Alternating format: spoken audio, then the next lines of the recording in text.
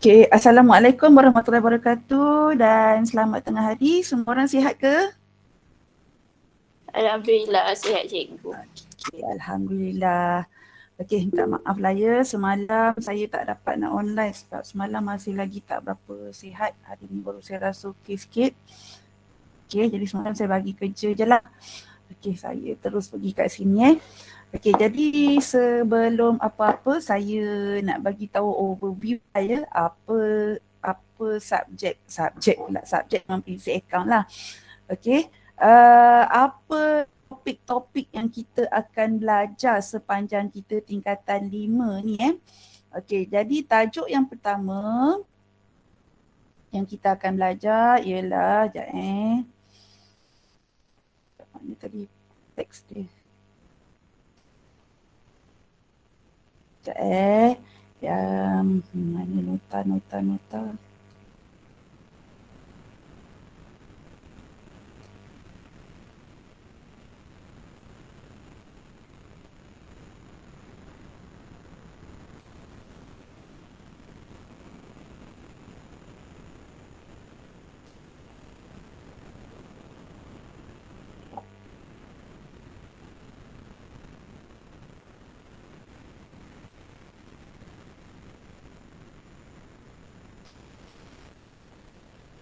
Okay, jadi saya buka jugalah kat sini. Mana saya punya Telegram.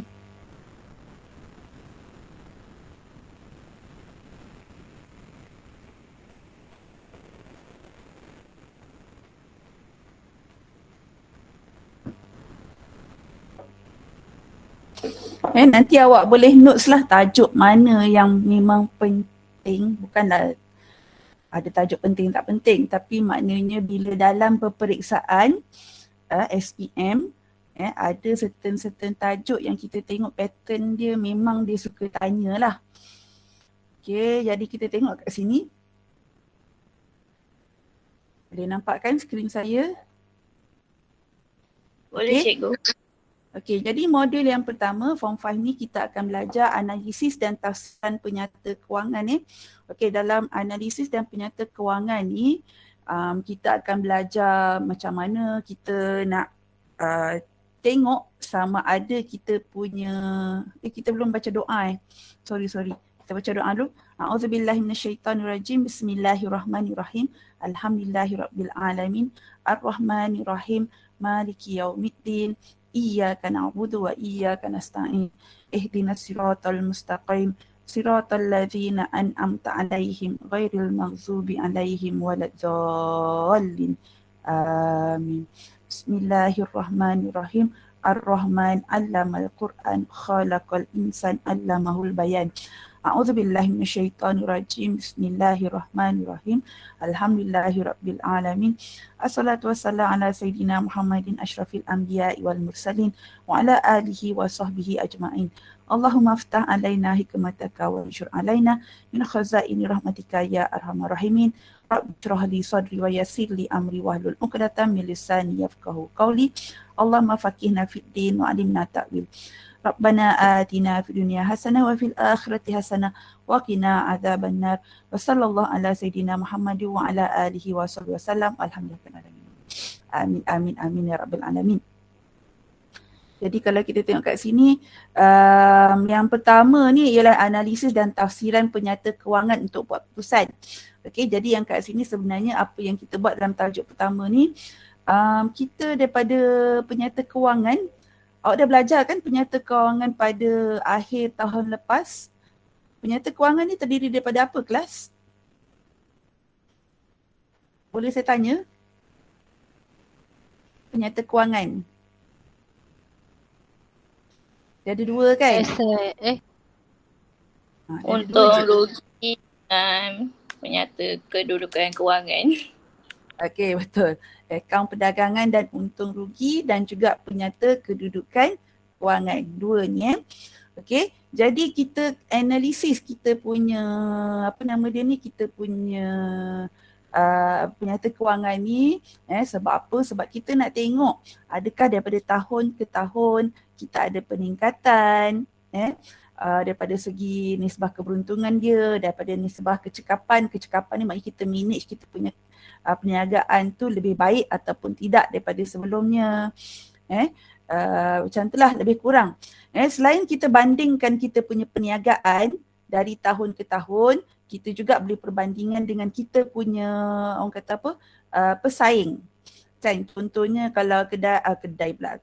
Contohnya kalau Gardenia mungkin dia check penyata kewangan dengan Massimo. Dia nak tengok sebab dia pesaing kan, sebab sama-sama jual roti. Jangan pula awak jual roti pergi bandingkan dengan orang buat construction. Tak boleh lah. Biasanya dia mesti yang sama, orang kata sama bidang dengan kita. Okay. Itu yang modul yang pertama. Modul yang kedua, yang modul pertama tu tak berapa nak penting. Okay. Tapi yang kedua ni tajuk ni memang penting. Rekod tak lengkap. Nanti cikgu akan bagi penekanan kat sini. Okay, rekod tak lengkap ni kalau awak tengok, kenapa dia berlaku macam tu, nama pun rekod tak lengkap. Maknanya macam penyata kewangan milikan tunggal tu ada benda-benda yang kita tak dapat nak sediakan sepenuhnya. Okay, mungkin disebabkan pengetahuan owner tu sendiri, pemilik tu sendiri, dia tak ada basic perakaunan yang cukup. Lepas tu dia tak ada orang kata cukup duit nak hire accountant nak buat the whole dia punya accounts tu. Macam tu. Ataupun mungkin dia dah buat dah semua tu dengan baik. Tapi mungkin disebabkan oleh apa orang kata kan banjir, dia punya dokumen musnah. Okay, jadi dia terpaksa gunakan cara rekod tak lengkap ni. Rekod tak lengkap ni sebenarnya sama je dengan penyata kewangan milikan tunggal. Bezanya itulah dia apa nama dia? Dia ada yang tak lengkap. Okay, ni tajuk ni sangat penting. Ujian insya-Allah keluar tajuk ni lah ya. Okay, kita tengok pula perakaunan untuk kawalan dalaman. Okey, yang ni dia terbahagi kepada 3, iaitu kawalan tunai. Kawalan tunai ni dia teori saja. Yang kedua, penyata penyesuaian bank. Okey, penyata penyesuaian bank ni bila ada perbezaan antara penyata bank. Penyata bank tu yang bank bagi pada perniagaan. Dia tulis duit masuk duit keluar. Okey, dan ada perbezaan dia dengan buku tunai kita. Okay, sebab dalam perniagaan kita sendiri kita rekod kan duit masuk duit keluar tapi dalam buku tunai.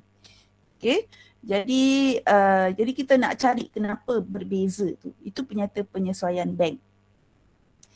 Belanjawan tunai pula kita akan belajar tentang macam mana nak buat bajet. Kan, tahu kan kalau setiap tahun negara kita ada bajet. Bajet ni maknanya benda yang belum berlaku. Okay, kita nak target berapa jualan kita 3 bulan akan datang ni. Jadi berapa belian yang kita kena beli. Okay, ianya sangat penting sebab kita nak tahu duit masuk duit keluar. Cukup tak ni? Okay. Kemudian kita pergi pada perakaunan untuk perkongsian. Okay, ni tajuk penting. Tajuk 2, modul 2, modul 4 ni penting Okay, perkongsian ni pun dia pecah kepada 2 sebenarnya, iaitu akaun penyata kewangan dia, iaitu penyata penghasilan untung rugi dengan penyata kewangan perkongsian, dan yang kedua ialah pembubaran. Okey, kedua-dua ni memang penting. Okey, dia sebenarnya lebih kurang penyata kewangan yang kita belajar dalam milikan tunggal, tapi dia ada tambah pengasingan untung rugi dan juga akaun semasa. Jadi dan juga PKK dia pun ada perubahan sikit. Okey, jadi nanti kita kena belajarlah apa dia punya format dan sebagainya.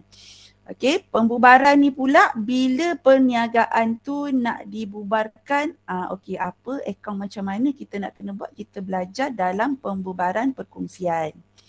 Okey. Modul 5. Kalau ada apa-apa tak faham terus tanya ya. Nanti cikgu ni macam syok sendiri, dia cakap laju je tapi awak tak faham. Okey, modul 5 kita tengok syarikat berhad. Okay, syarikat berhad ni tapi dia tak berapa detail lah ya. Dia lebih kepada macam mana kita nak buat akaun modal dia, kita nak kira share dia, kita nak kira berapa dividen dia. Macam itulah. Okey, kemudian perakaunan kelab dan persatuan. Okey, modul 6 ni pun adalah antara yang penting. Tolong remarks Okey, ini antara soalan yang dia suka tanya dalam SPM dan cikgu akan tekankan bagi penekanan dekat sini. Okey, kelab persatuan ni kita buat penyata kewangan juga, tapi dia berbeza dengan kalau kita buat perniagaan. Sebab kalau kita perniagaan, kita berorientasikan keuntungan. Betul tak? Awak berniaga biasanya sebab kita nak dapat untung. Betul? Betul cikgu. Okey, yang lain pun respon juga. Okey, tapi kalau kelab persatuan, awak masuk kelab persatuan sebab nak untung ke? Pernah masuk kan kelab persatuan kat sekolah ada kan? Setiap hari Rabu kita kena datang kelab persatuan lah, apalah itu lain ni kan. Ada kenapa awak tu join kelab persatuan selain daripada sekolah suruh? Sebab kita berminat dengan aktiviti dia, betul tak? Contohnya mungkin ada yang masuk kelab badminton sebab apa? Awak suka dengan aktiviti nak main badminton apa benda semua. Ada yang mungkin masuk kelab renang dan sebagainya. Jadi tujuan masuk kelab renang ke kelab ni ke bukan sebab awak nak untung kan? Tapi sebab nak join dia punya aktiviti, nak isi masa lapang awak. Okey, jadi bila dia tidak melibatkan keuntungan, ada efek dia pada bila kita buat dia punya penyata kewangan dia tu. Ada beberapa benda yang berubah. Tapi konsep dia masih sama, tapi dia punya format tu berubah sikit. Okey, kemudian kita tengok pula perakaunan kos. Okey, perakaunan kos ni tajuk yang last sekali lah. Kalau awak tengok perakaunan kos ni, dia juga pecah kepada dua, iaitu akaun pengeluaran dan titik pulang modal. Okey, dalam akaun pengeluaran ni apa yang kita buat, dia sebenarnya penyata kewangan juga. Tapi kita buat sebelum akaun perdagangan dan untung rugi. Dan bila masa kita buat perakaunan kos ni, kita kena buat akaun pengeluaran. Kita kena buat akaun pengeluaran apabila perniagaan yang kita buat tu melibatkan proses. Okey, contohnya saya bagi awak contoh perniagaan yang tak melibatkan proses dengan yang melibatkan proses. Okey, macam koperasi, kita tak melibatkan proses sebab kita beli contohnya roti, bentuk dia macam tu, kita jual pun bentuk dia macam tu juga. Dia tak berubah bentuk. Betul? Kalau misalnya alat tulis pun beli buku tu macam tu, jual balik pun macam tu juga. Okey, jadi kita ni macam hanya orang tengah yang untuk memudahkan orang lain membelilah. Itu maksud dia yang tidak melibatkan proses. Okey, tapi kita tengok pula macam kilang Gardenia. Dia beli barang dalam bentuk macam mana? Rasa-rasanya kalau kilang Gardenia. Dia kilang roti kan? Dia beli barang dalam bentuk apa kelas? Apa bahan-bahan dia untuk buat roti? Tepung. Tepung kan, basic dia lah. Gula, yeast, betul? Mungkin entah krim dia, entah apa benda lagi lah Jadi kalau awak tengok, tapi dia jual dalam bentuk macam mana? Dah Roti. jadi roti kan? Jadi awak nampak tak asal dia bentuk dia lain, tepung dan bla bla bla tu, gula semua tu. Lepas tu dia buat proses di mana dia ada uli, dia ada bakar, dia ada bungkus. Barulah dia jual. Dekat tengah-tengah dia tu ada proses. Okay? Jadi masa itulah kita kena buat akaun pengeluaran. Sebab kita nak tahu semasa kita buat barang tadi tu berapa kos yang kita perlu nak nilai yang kita perlu tanggung. Okey, dan yang akhir sekali ialah analisis titik pulang modal. Okey, analisis titik pulang modal ni, okey, kalau awak tengok dia adalah sebenarnya kat sini kita akan belajar graf. Okey, dalam graf tu kita nak tahu kan tadi macam kata kita buka kilang. Kita nak tahu worth tak worth kita buka kilang. Okey, jadi maksud saya worth tak worth tu berbaloi ke tidak. Okey, jadi awak kena tahu satu titik pengeluaran di mana awak tak untung, awak tak rugi. Contohnya lah, awak dah kira-kira sebenarnya TPM awak 500. Tapi permintaan baru 250. Jadi bila kurang daripada 500 sebenarnya kalau awak buat pengeluaran, awak berada dalam keadaan yang rugi. Jadi nak buat apa kita buat kan. Tapi kalau lebih daripada 500, awak tengok orang beli kat kita ni lebih daripada 500, 1000 orang order kat kita. Jadi bila lebih daripada 500 titik pulang modal tadi tu, kita wajarlah buat orang kata buat sendiri. Sebab kita masa tu dah lebih daripada untung dah. Okay, so far ada apa-apa nak tanya? Sekejap lagi saya listkan balik apa tajuk-tajuk penting tu Okay.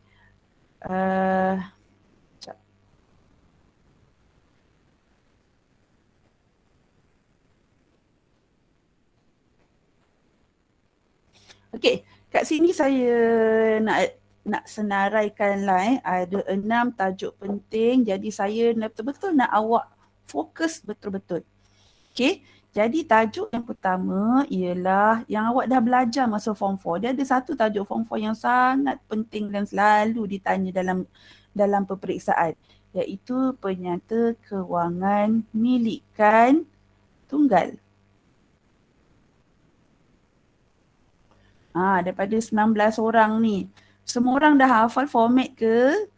Cikgu Baiti ada bagi kan, saya percaya. Dah hafal format dia, akaun perdagangan untung rugi dengan PKK. Sebab ujian yang pertama, saya bagi soalan ni lah. Saya nak tengok sejauh mana awak boleh buat.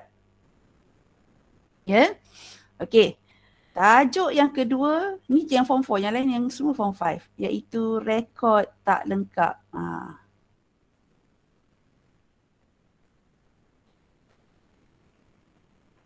Okay, tajuk yang ketiga, penyata kewangan perkongsian.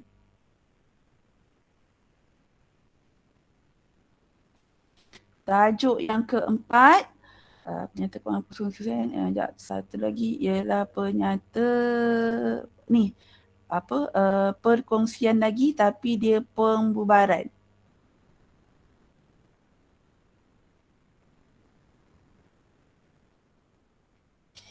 Yang kelima, kelab dan persatuan.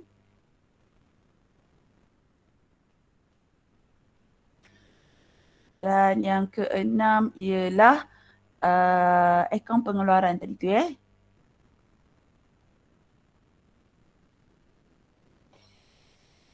Okay, ini 6 tajuk penting. Dia sebenarnya lebih kurang kalau awak hafal penyata kewangan milikan tunggal, awak dah tak susah dah lagi 5-6 tajuk ni.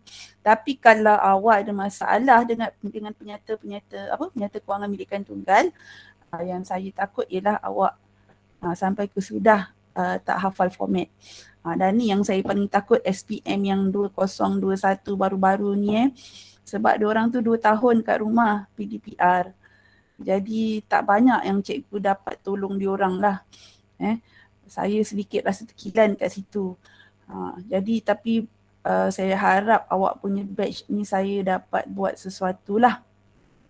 Okay. Saya pergi pada yang kedua. Saya nak terangkan juga format kertas SPM. Okay, jadi supaya awak alert.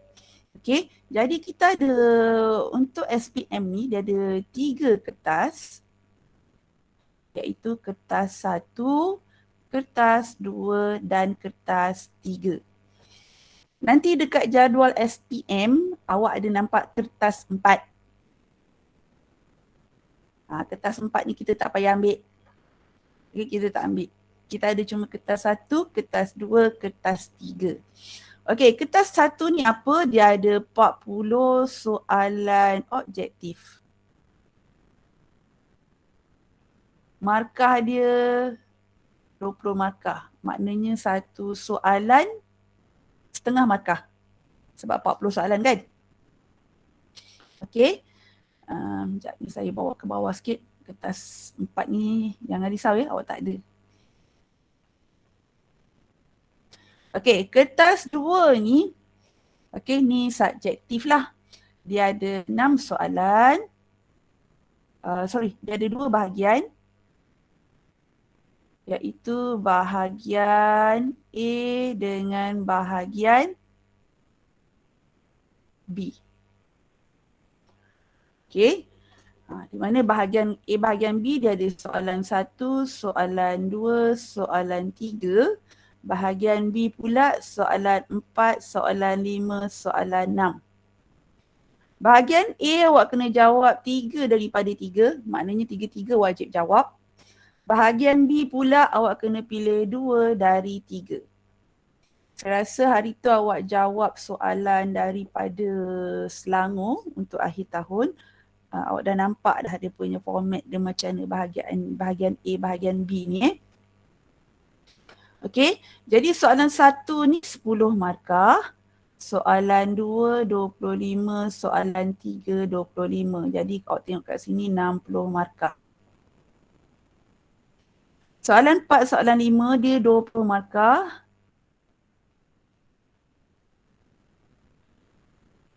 Dua puluh. Jadi bila kita pilih hanya 2, kita bawa kepada 40. 2 ni tambah jadi 100, dia perlu darab dengan 0.6. Sebab dia hanya mewakili 60% saja.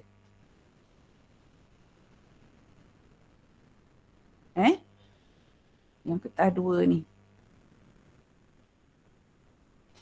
Jadi kertas 1 tadi 20, kertas 2 60. Okey, kertas 3 pula, kertas 3 ni kerja khusus. Saya rasa nanti dalam lepas raya, soalan kerja khusus ni akan keluar lah. Okey, jadi biasanya macam tahun lepas, saya rasa start bulan 7 kah? Bulan 7 ke bulan 8, macam tu lah. Bulan 8 kot. Saya rasa dia bagi. Okey, kerja khusus ni untuk ni lah. Dia mewakili 20 markah. Kerja khusus ni je lah yang cikgu boleh tolong awak betul-betul. Dan kalau awak tak buat, dia dianggap sebagai tak hadir. Jadi saya harap awak faham lah. Sebab ada juga pelajar yang tak buat. Dan satu lagi, saya difahamkan ada pelajar yang nak drop. Kita cuba dulu lah. Sebenarnya awak tidak dibenarkan drop. Kalau ikut Puan Riha. Kan? Kalau ikut kata pengetu, saya tak pastilah ni pengetu baru. Kalau Puan Putri dulu dia tak bagi. Okey, jadi saya tak pasti Cik Rahim ni macam mana. Sebab dia baru lagi kan. Jadi, tapi tak apa. Yang nak drop tu, kita cuba setahun ni macam mana. Setahun cubalah buat dulu yang boleh. Kalau rasa 2-3 bulan pun awak kata dengan Cikgu Reni pun tak boleh faham, saya tak boleh nak kata apalah. Saya minta maaf banyak-banyak. Okey. Setakat ni ada apa-apa nak tanya tak pasal kertas SPM ni? Jadi yang cikgu boleh tolong awak kan? Ni lah. Yang kertas 3 ni. Jadi tolong buat betul-betul. Dapatkan 20 markah ni kalau boleh. Jadi kalau katakanlah markah lulus 40, biasanya 40 lah ya. Saya tak tahulah kalau turun graf ke apa ke, itu di luar bidang kuasa saya. Okey, jadi at least dah tak banyak lah untuk awak lulus. Tapi kalau boleh, kita tak nak lah awak target lulus je. Targetlah dapat A. Pasti mesti awak kata, cikgu ni hari tu nak lulus pun susah, form 4 nak suruh dapat A. Okey, saya bagi awak satu persepsi yang macam ni lah. Sebenarnya akaun ni tak susah, senang je. Okey, ada je murid saya masa dia percubaan SPM masih lagi gagal. Tapi bila SPM betul-betul, dia boleh dapat A. Daripada gagal pergi A, maknanya benda tu tak mustahil. Boleh, dan ramai je pelajar saya yang buat macam tu. Okey, kadang setahun tu ada 2-3 orang macam tu. Paling kurang seorang lah yang boleh buat miracle punya macam tu. Okey, itu yang A. Takkan nak lulus pun tak boleh. Boleh, insyaAllah.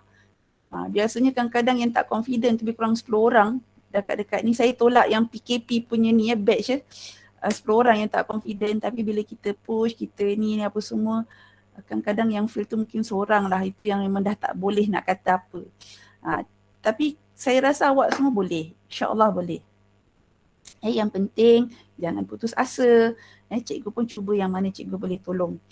Alright. Dan apa yang tadi saya nak cakap, saya pun lupa. Tak apalah, cikgu dah lupa apa benda cikgu nak cakap tadi dah. Okey, ni sudah kertas 1, kertas 2, kertas 3 dah. Okey, ada apa-apa pertanyaan tak setakat ni? Pasal prinsip perakaunan. Satu lagi saya nak cakap dengan awak, baru teringat.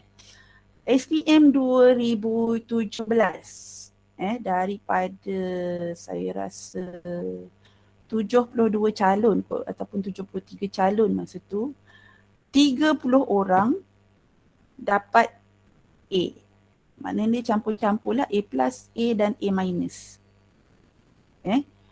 Jadi awak tengok hampir separuh masa tu, saya rasa dekat 40% lebih, dapat A. Jadi menunjukkan sebenarnya boleh. Okey, SPM 2020. Sekarang yang diorang hari tu diorang PKP tahun masa diorang form 5. Daripada pun saya rasa dalam 70 calon, 20 orang dapat A. Kan? Jadi kalau awak tengok sebenarnya tak susah sangat yang dapat A. Bukan seorang dua tau yang dapat A. 20 orang daripada 70 calon. Bukan 400 calon ni, daripada 70 calon. Jadi awak jangan putus asa lah. Boleh buat, insyaAllah. Kita cuba lepas tu ni tadi. Okey, jadi saya pergi kepada tajuk lah ya. Ada apa-apa nak tanya lagi?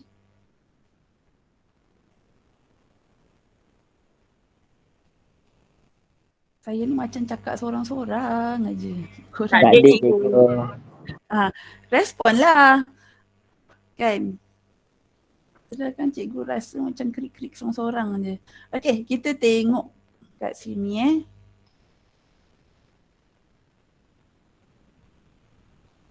Ini tadi, ya Allah. Benda ni jatuh je.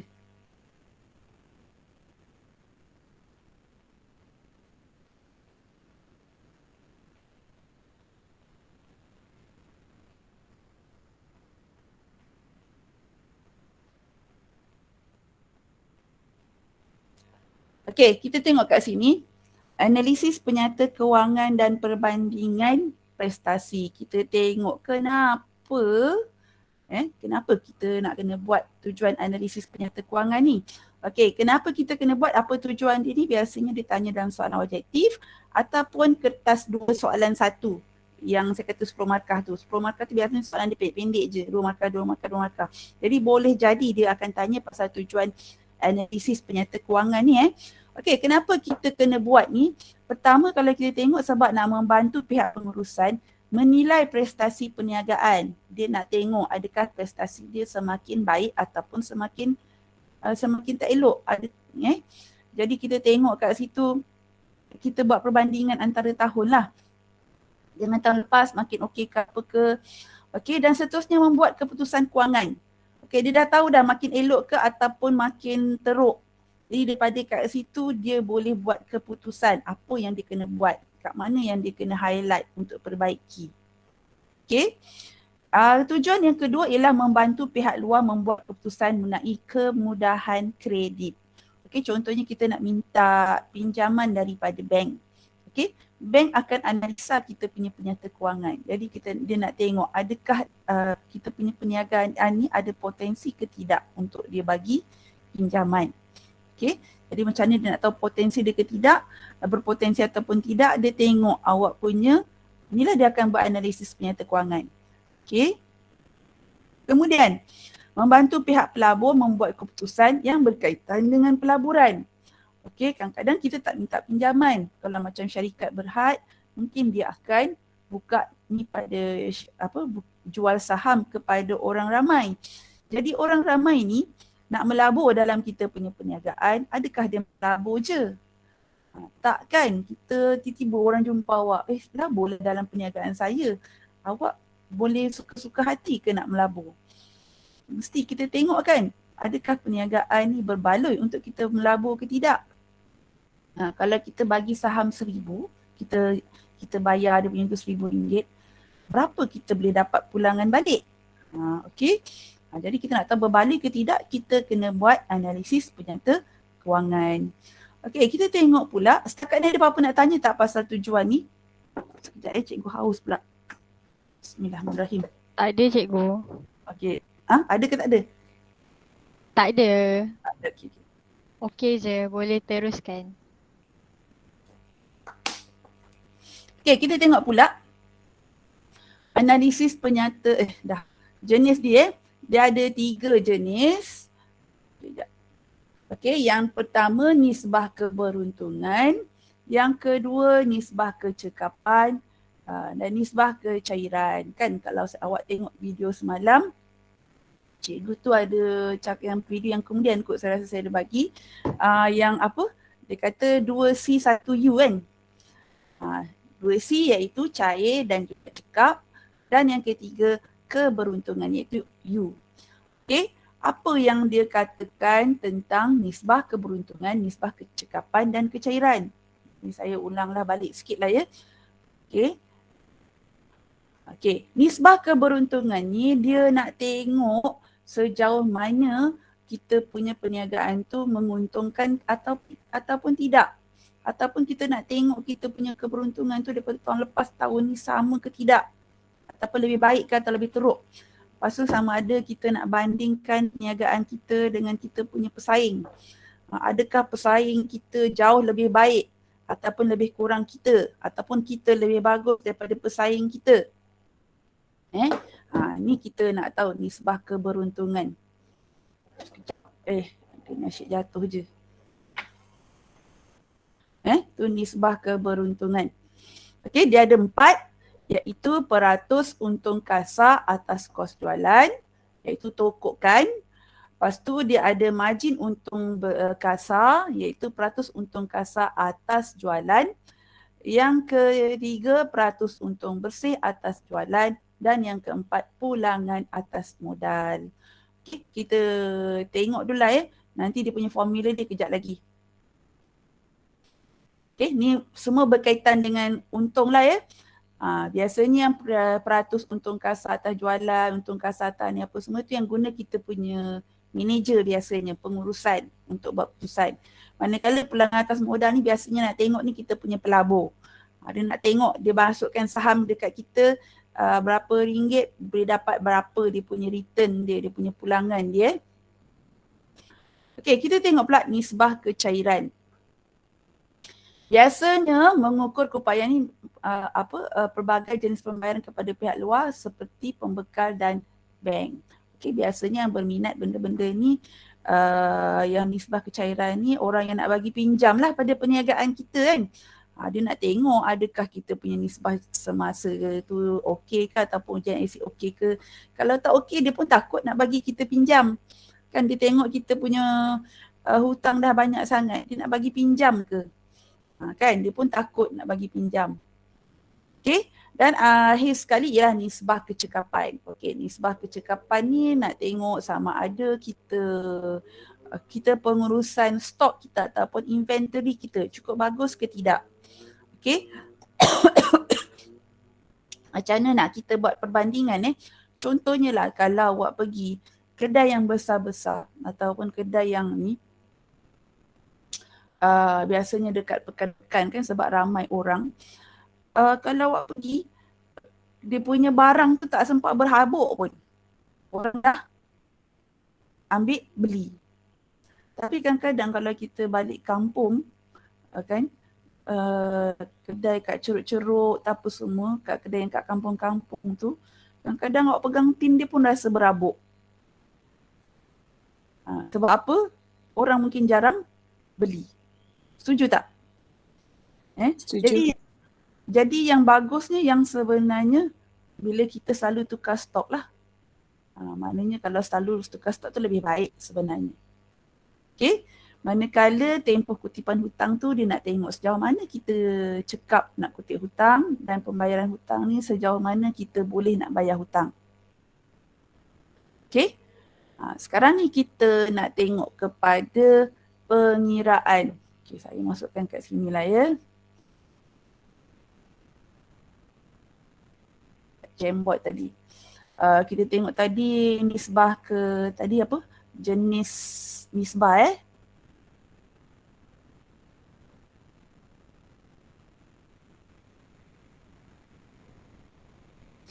Okey, 2C, 1U. Satu cair iaitu kecairan, satu lagi kecekapan,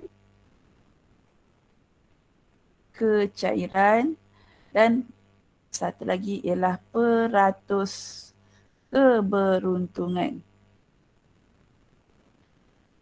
Ataupun keberuntungan lah. Okey, keberuntungan ni biasanya jawapan dia dalam bentuk peratus. Okey. Kecekapan ni biasanya dia dalam bentuk kali ataupun hari.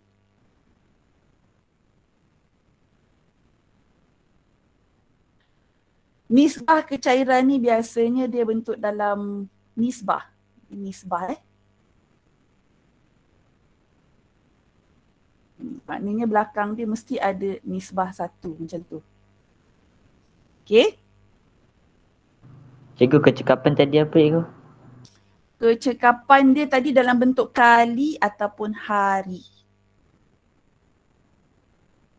Okey. Okey cikgu. Tak apa ni nanti sekarang saya share, nanti awak boleh check balik tadi kita tengok keberuntungan apa tadi? Peratus keberuntungan. Keberuntungan lah kiranya.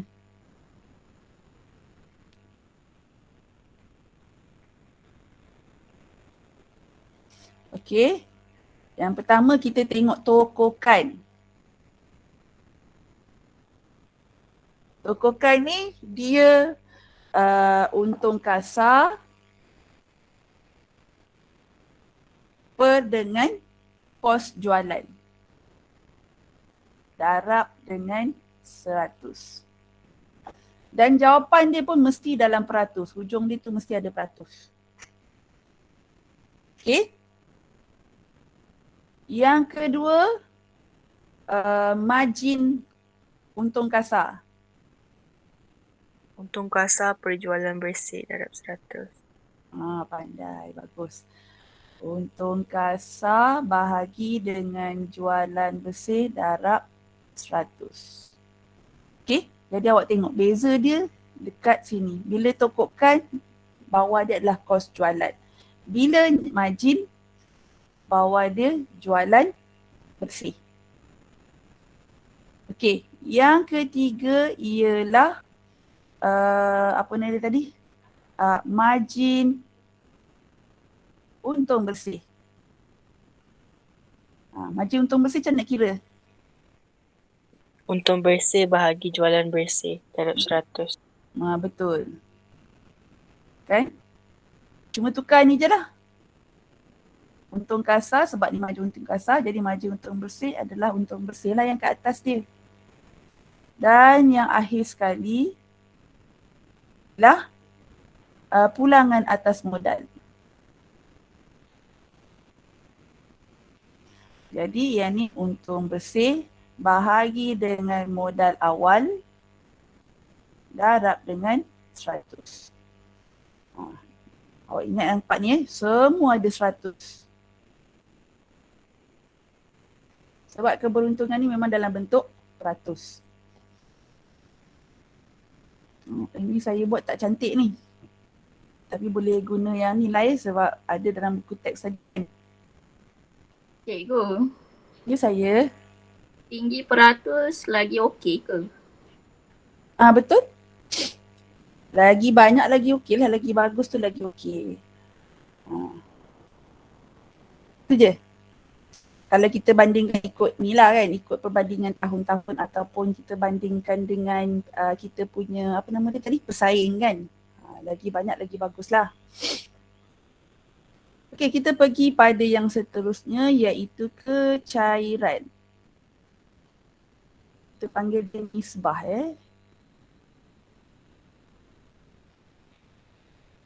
Bila nisbah kecairan, belakang dia mesti ada nisbah satu. Dia ada dua, iaitu Tadi dia panggil apa? Nisbah semasa.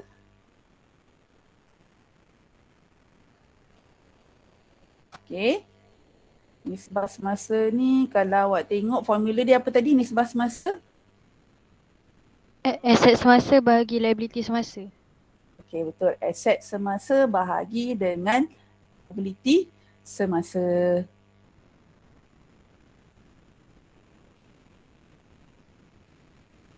Okay. Jadi kat sini dia menunjukkan setiap RM1 hutang tu dia hutang yang liability semasa lah, maknanya yang tidak lebih daripada setahun. Jadi dia ada aset semasa berapa banyak untuk cover yang ni. Okay. Yang kedua ialah apa dia panggil nisbah asid, kecairan asid nisbah ujian asid.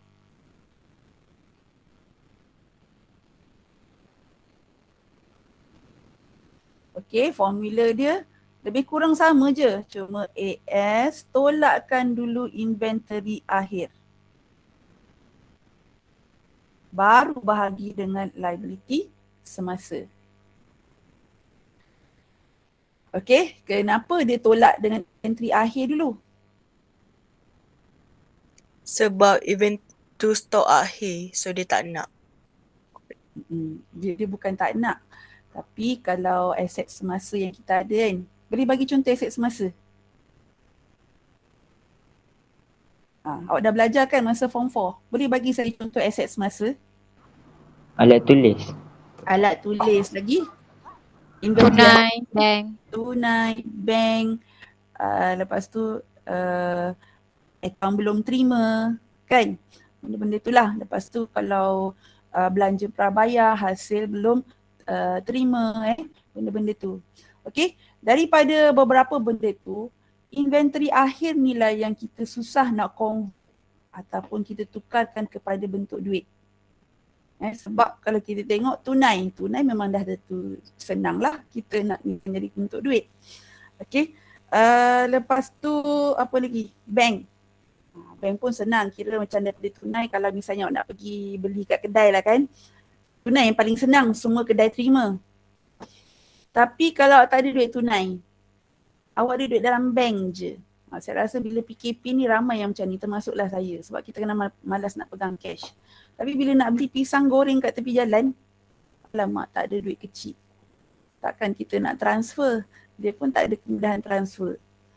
Okay, macam itulah diibaratkan. Jadi dia macam bank ni dah susah sikit. Jadi kita kena pergi ke bank dulu, cashkan duit kita baru kita boleh ni. Okay, lepas tu apa lagi? Itu yang ni bank susah sikit. ABT lagi susah. Sebab kita nak kena tanya, katakanlah kita ada 10 ABT, akaun belum terima kita punya pelanggan. Kita kena tanya, ada duit tak nak bayar kita punya hutang? Sebab tu hak kita kan. Tapi kalau dia kata dia tak ada duit, takkan kita nak jadi macam Along pergi kerat tangan dia kan? Tak boleh. Jadi kita kena pergi pada orang yang kedua, orang yang ketiga dan seterusnya. Okay, mungkin orang kelima baru kata, saya memang nak bayar. Barulah kita dapat duitnya kan. Okay, jadi kalau tengok dia lebih susah. Dan paling susah sekali ialah inventory akhir. Sebab inventory akhir ni kena tunggu ada orang beli baru kita boleh convertkan dia dalam bentuk tunai. Jadi tujuan dia kenapa inventory dia akhir ni yang dia ni, sebab dia adalah yang paling tak cair dalam aset semasa. Cair ni maknanya dia nak convert kepada dalam bentuk tunai. Okay, ni dah 11.51, sekejap lagi kita ni, saya rasa next week lah kot kita bincangkan soalan tu. Okay, kita pergi yang last sekali iaitu nisbah kecekapan.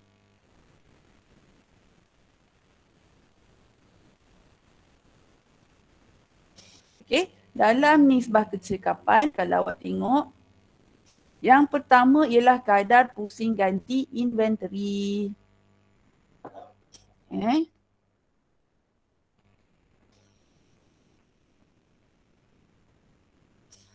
Okay, ni kadar apa? Kadar pusing ganti inventory. Okey, apa formula dia? Formula dia inventory kos jualan Bahagi inventory purata. bahagi dengan inventory purata. Inventory purata ni maknanya inventory awal tambah inventory akhir bahagi 2 Okey. Okey, yang ni biasanya jawapan dia dalam bentuk berapa kali. Ni menunjukkan bahawa dia mungkin tukar stok dia setahun 15 kali.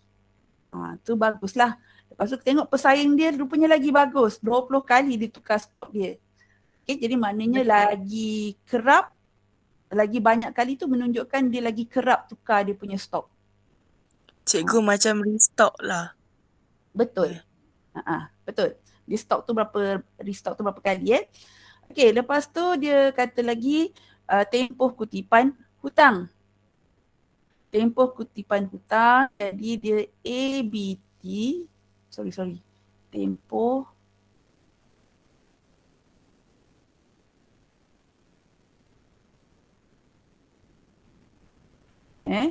dia ABT bahagi dengan jualan kredit darab dengan 365 hari. Okay, jadi jawapan dia biasanya dalam hari lah. Awak rasa yang mana lagi bagus? Lagi cepat kita kutip ke lagi lambat kita kutip lagi bagus? Lagi cepat. Lagi cepat lah kan. Jadi kita dapat kita punya tunai tu lebih cepat. Okay. Dan akhir sekali adalah tempoh pembayaran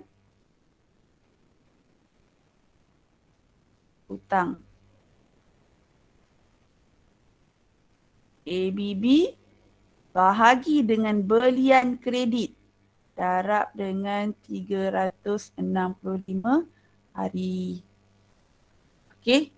ABB ni jadi kalau awak tengok yang ni pula yang mana lagi bagus? Ni pun jawapan dia dalam hari juga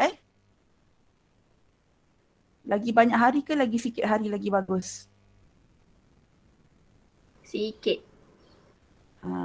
Kalau sebenarnya dari segi perniagaan, lagi lama lagi bagus. Kita macam nak cakap kita boleh guna dulu duit tu. Tapi kalau dalam agama kita tak baguslah. Hutang lama-lama biar orang tu kita nak bayar hutang kan. Tak baguslah. Okay. Okay, saya rasa sampai sini dulu kelas kita. Dah isi kehadiran dah? Ya saya. Jualan dengan belian kredit kan, dia sama dengan jualan dengan belian bersih ke? Tak. Dia jualan ni, dia terdiri daripada dua, iaitu jualan tunai dengan jualan kredit. Sama juga dengan belian. Belian tunai, belian kredit. Okay, so nak tanya apa beza tunai dengan kredit kan? Okay, beza dia yang tunai dengan kredit ni, kalau jualan tunai maknanya kita jual masa tu, kita dapat duit masa tu juga. Tapi kalau jualan kredit, kita jual masa tu, tapi mungkin kita dapat duit tu lagi 2 minggu, ada lagi sebulan ke. Boleh nampak? Cikgu, sebab yang latihan cikgu suruh buat tu, dia ada yang dia tak tulis jualan kredit atau belian kredit. Dia bagi jualan dengan belian saja. Oh ya ke? Sekejap mana itu soalan dia?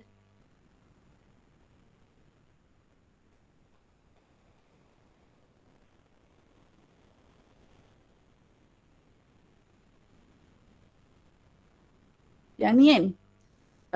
Memang tak nampak. Saya tak share screen sekejap Muka surat 30 kan?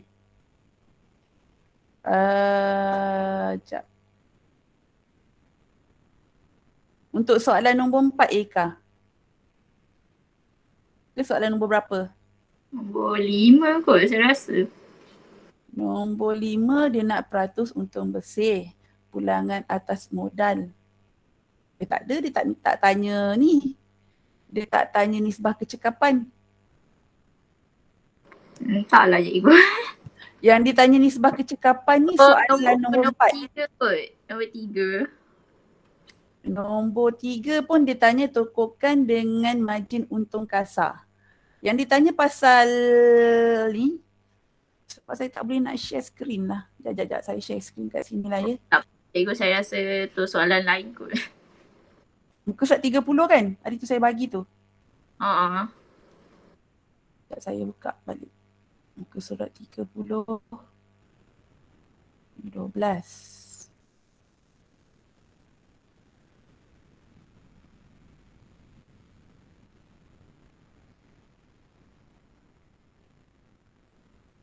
Okay, nampak kan skrin saya? Soalan 3, okay, dia tak ada tanya ni. Soalan nombor 4 ni. Ni dia bagi jualan kredit dengan belian kredit.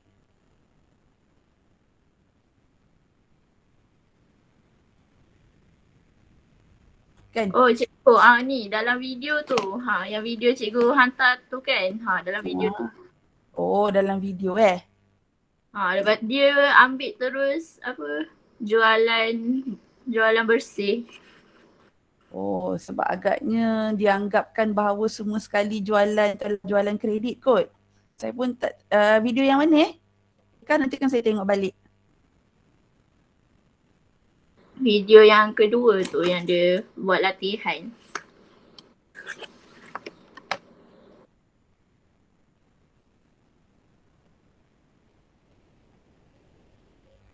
Yang cikgu apa nama dia? E-tuition tu ke yang sebelah bawah? Oh, yang e-tuition tu. Okay, nanti saya double check balik Okay, sebab saya pun ada kelas lagi lepas ni, awak pun ada kelas lagi kan? Nanti saya sharekan lah video ni. Okay, ada apa-apa nak tanya?